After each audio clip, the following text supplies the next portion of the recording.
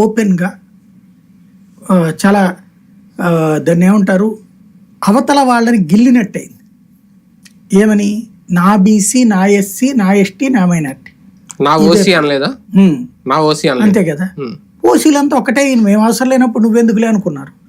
మమ్మల్ని అవసరం లేదనుకుంటున్నాడు కదా జగన్మోహన్ రెడ్డి, వద్దులే అయితే అనుకున్నారు. కానీ ఇక్కడ ఒక చిన్న డౌట్, అంటే మీరు చాలా సార్లు అన్నారు, మీకు తెలుసు, ఇవన్నీ బాగా చూశారు రాజకీయాలు. ఆంధ్రప్రదేశ్ కుల రాజకీయాలు కేర్ ఆఫ్ అడ్రస్ ఇప్పుడు మనం చెప్పుకునేది, అది వాస్తవం కాదో కూడా. కానీ ఆ కేర్ ఆఫ్ అడ్రస్ అనుకున్న దాన్నే కదా ఆయన చేశారు కుల రాజకీయాలు. కానీ ఎందుకు సక్సెస్ అవ్వలేదు? కుల రాజకీయాలు అగ్రకుల రాజకీయ కేర్ ఆఫ్ అడ్రస్, కానీ మిగతా కులాలది కాదు.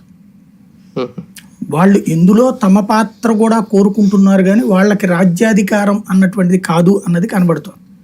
రెండవది, ఇక్కడ ఆయా కులాల్ని నేను దగ్గరికి తీస్తున్నాను అంటున్నాడు, కానీ వాళ్ళకి రాజ్యాధికారం ఇవ్వడు కదా. అవును.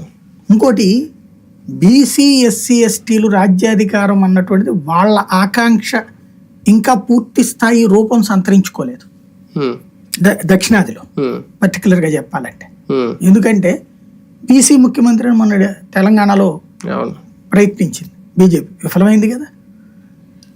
అంతకుముందు బీసీ ముఖ్యమంత్రి అని తెలుగుదేశం ప్రయత్నించింది, విఫలమైంది కదా. అంతకుముందు బీసీలకి సామాజిక న్యాయం అని చెప్పి చిరంజీవి పార్టీ పెట్టారు, విఫలమైంది కదా.